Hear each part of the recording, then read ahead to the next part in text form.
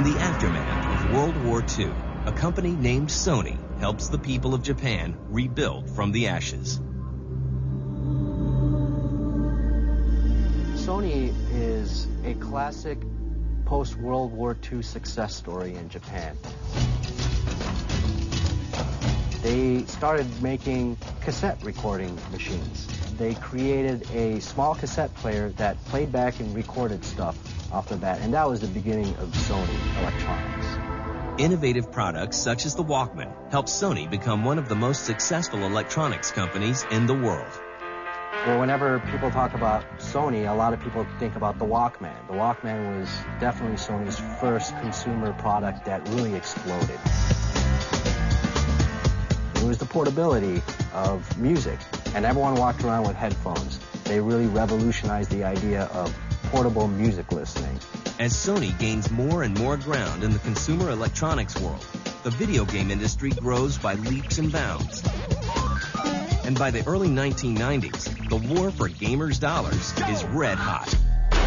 Sega and Nintendo are really dueling in the West. Sega had managed to capture 52% of the market in both Europe and the United States. Sega was more innovative at the time. They were always willing to take more chances. Sega was coming out with 70, 80 games of its own per year. The strategy at Nintendo was, let's hold on for the next Miyamoto game. Nintendo pays close attention when Sega unveils its latest technological advancement. So Sega came out with the Sega CD.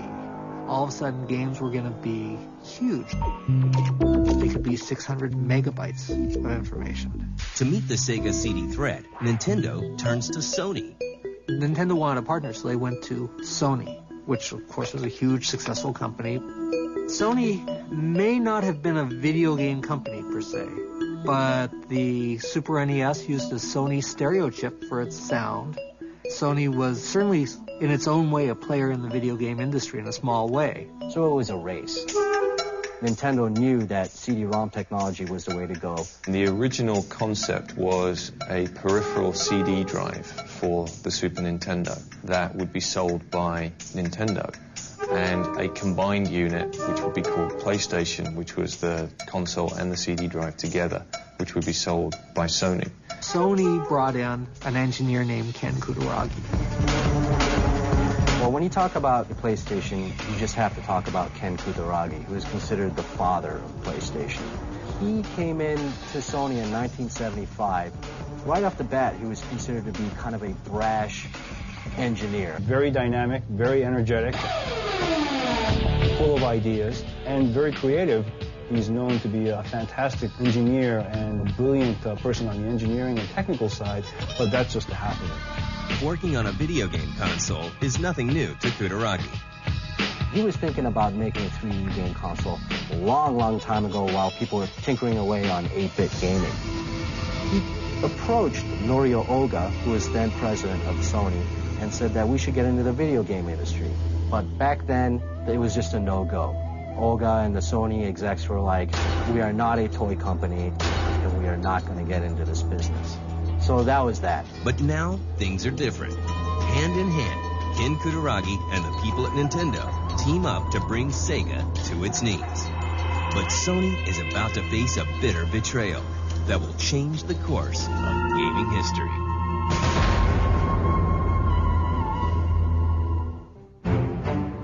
As Sega prepares its new CD-ROM expansion for the Genesis, Nintendo and Sony work on a CD-ROM system of their own.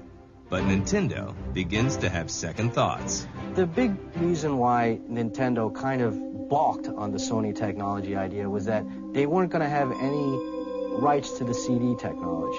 Sony was going to retain all the making of the CDs, they were going to manufacture it, distribute it, and that totally cut Nintendo out of the picture on definitely a large profit margin. And that made Nintendo very, very nervous.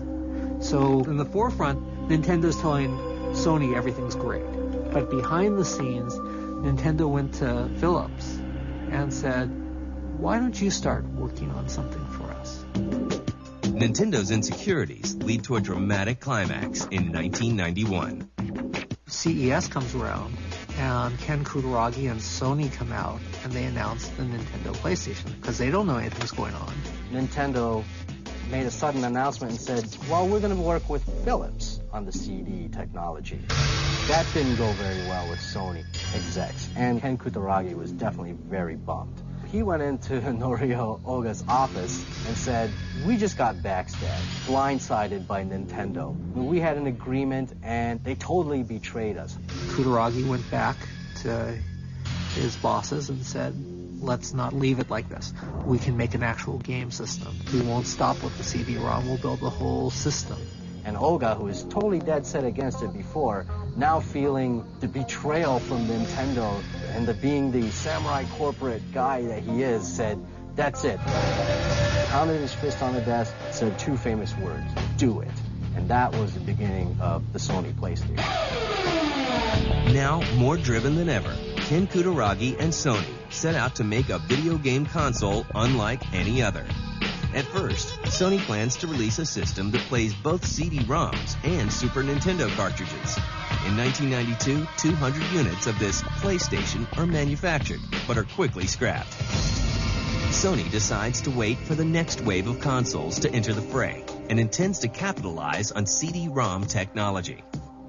There was a big change taking place in terms of media, game media like cartridges, CD-ROMs. This really changed the finances behind game development and game publishing. In October 1993, Sony announces that it's working on a new 32-bit game console. The name of this new system is the PlayStation X, or PSX.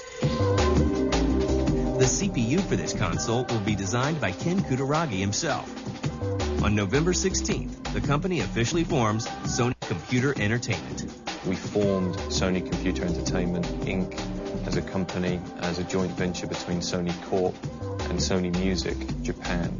This new department raises more than a few eyebrows. When PlayStation was being mentioned here in the US, people were saying, can Sony deliver games? Could they really enter the hardware side?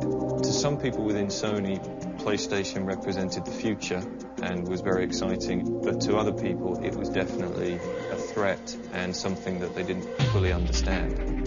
You had a lot of people that were pretty much skeptical about us getting into the business. Even before we came out, we were pretty much placed in the failure column because we were just newcomers. I remember having dinner with a vice president of Sony Records, and he told me, the PlayStation's never going to work. Sony's going to lose on this. The irony for all of us was that as much credibility as Sony had as a brand, we had zero credibility as far as the world of games was concerned.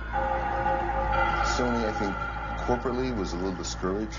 How do we get into this new charted area? Sony knows that the road ahead won't be easy, but Ken Kutaragi has an ace up his sleeve that will dazzle the entire game industry.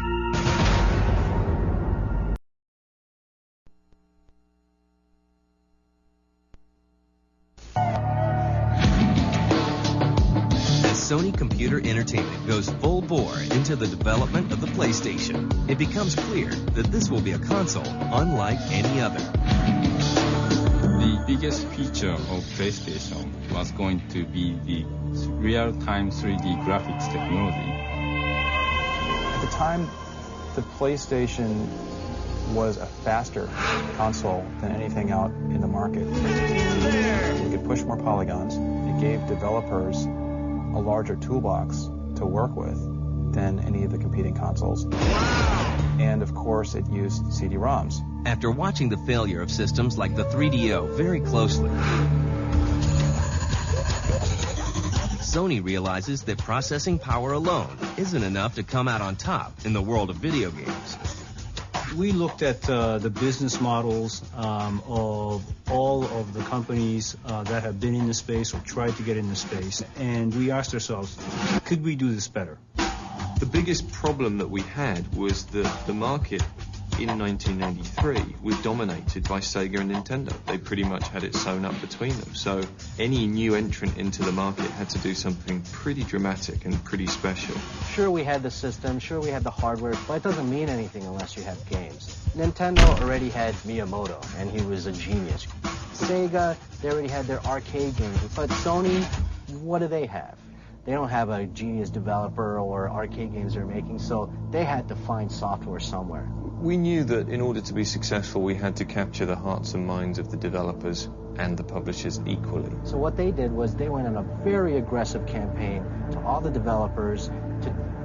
If Sony had not brought hardware to the video game industry, I think the industry would be a lot smaller than it is right now. Enough to really differentiate this system and show that it was a 3D-based system, and it really blew everybody away.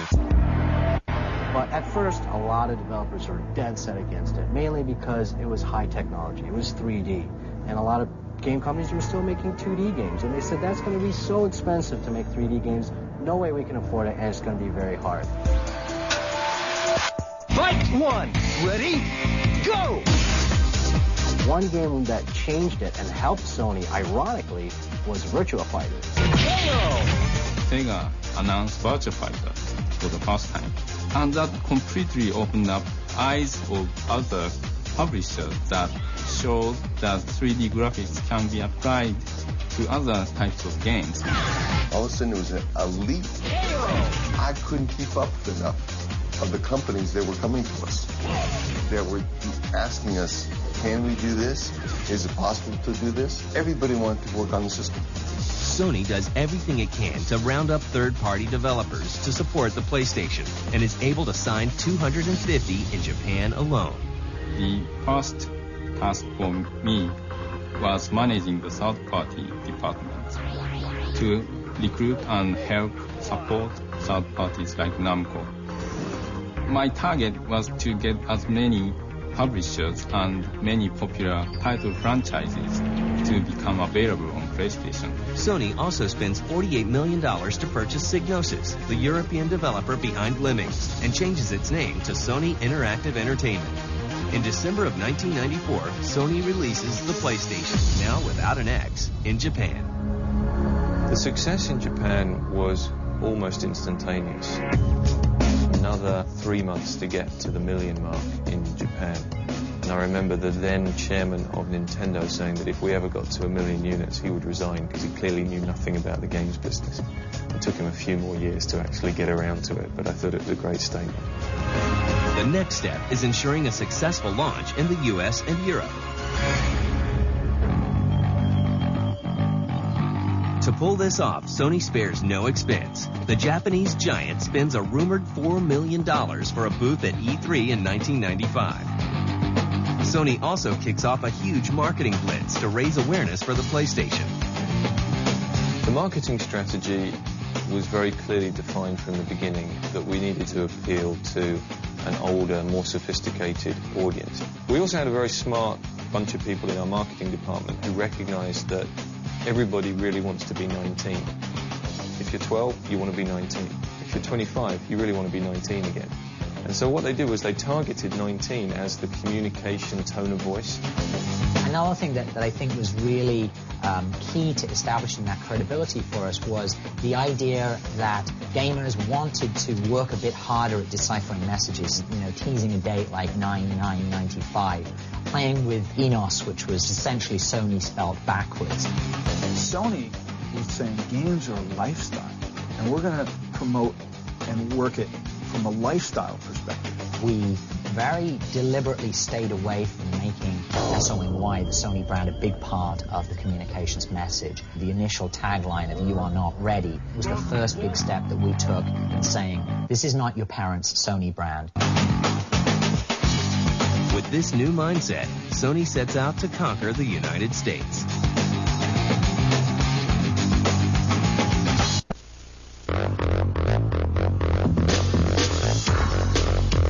After a nationwide marketing blitz unlike any other, Sony launches the PlayStation in the United States on September 9th, 1995. The first day, September 9th, I felt really like, oh, we did it. But it was not really a huge amount of numbers in the first year. It's like only 800,000 units. The initial launch of the PlayStation was a real happy day for me. It just was overwhelming. For a relatively unknown company, at least in the video game business, to get that kind of enthusiasm from day one. The original PlayStation, I think, really touched a nerve. I think part of that was down to the product itself. It's a great hardware device, and they lined up some great software, and I'd like to think we did some nice marketing as well. The controller of the PlayStation, it's unbelievable. It's just perfect. The PlayStation picks up more and more sales thanks to powerful hardware and a collection of exclusive games and other hits. We had Ridge Racer as a driving game. Okay, the final lap. Hang in there. So we had a driving game, and then I wanted a fighting game. So when I went out and hunted for that, I Toshinden. And if you look at the sexiness and the appeal of what Toshinden was about as a fighting game, it was fabulous. It was a major, major hit. In 1996, we came out and launched Crash Bandicoot. Crash Bandicoot was a terrific launch title. Defined PlayStation as a platform. And it was about a year or so after the launch of PlayStation.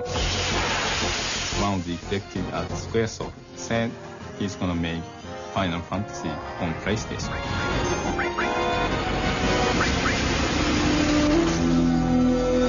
At that point, I felt that all the tides will change. The PlayStation proves to be a juggernaut that plows through all competition. The Saturn launched before PlayStation in 1995, which was the wrong time to launch. Also at a very expensive price point. I believe it launched at $399 versus $299. The PlayStation launched and did not have very good games.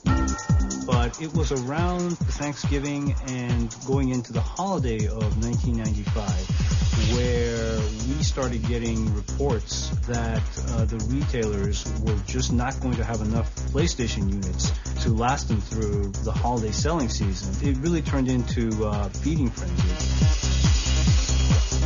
The success of the PlayStation goes beyond even Sony's expectations. Let's go. Eventually, the success of the PS2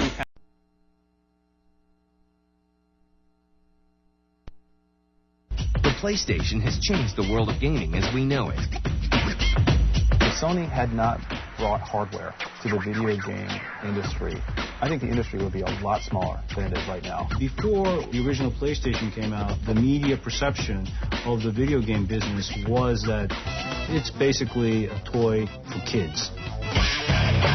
But we saw the PlayStation as not really a platform of entertainment for kids, but really an interactive entertainment platform for everybody. Sony revolutionized the industry with the PlayStation. It's that simple. They started off as an underdog, and in 10 years have managed to own over half the market, and that's just incredible. There are now over 35 million PlayStation 1 machines in the US and Canada combined, which puts us at an unbelievable household penetration rate compared to other game systems. And I think for many consumers, PlayStation equaled gaming. Today, Sony remains number one. The PlayStation successor, the PlayStation 2, has shipped more than 90 million units worldwide and is still going strong. Sony is moving into the portable gaming market with the PSP, while the next generation PlayStation 3 is just around the corner. Ladies and gentlemen, please give a warm welcome to the father of the PlayStation, Ken Kutaragi. And the man that started it all is still at the helm, ready for the next challenge. And now, I have the final and the biggest announcement. Ken Kutaragi is a man who has years in advance plotted out in his head and has an amazing vision of where he wants video games to go. Ken is really the father of the PlayStation. He always believed PlayStation would be number one. You know what? I have to applaud him. He was right.